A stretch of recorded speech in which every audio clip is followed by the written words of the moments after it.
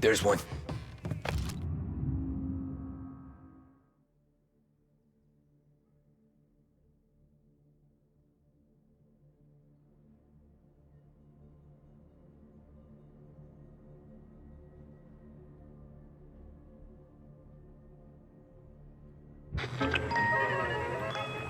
From the news desk of WLH 570, a special report on crime in our city.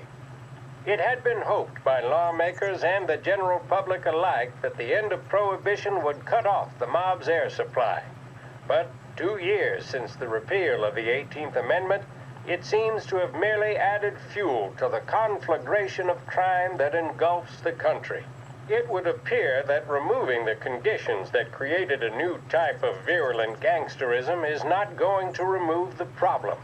The criminal empires that amassed such wealth and power in the last decade and a half are simply too powerful, too deep-rooted to simply be swept away. The more established of these organizations are consolidating their power. The competition between them continues to bring violence and bloodshed into the public square. We saw this in Empire Bay with the Vinci-Moretti war that ended in the car bomb killing of mob boss Tomaso Moretti.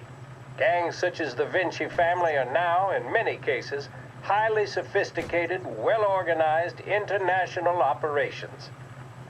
They owe their success to their brutality and to the many lawmen and legislators in their pockets. Yes, don't allow yourself to be mistaken.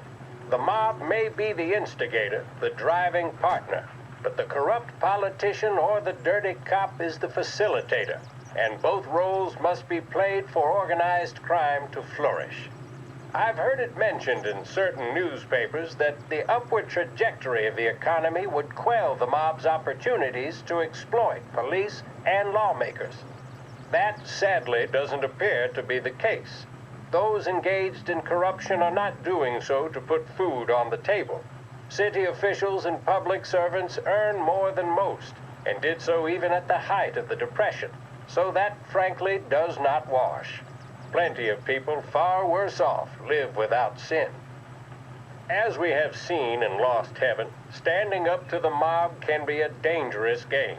Suspected mob hits carried out against officials in a number of American cities attest to that. What are our state and federal governments doing to ease public concerns? What can we expect from J. Edgar Hoover and his BOI, now renamed the Federal Bureau of Investigations? Are we truly powerless in the face of such callous disregard for human life?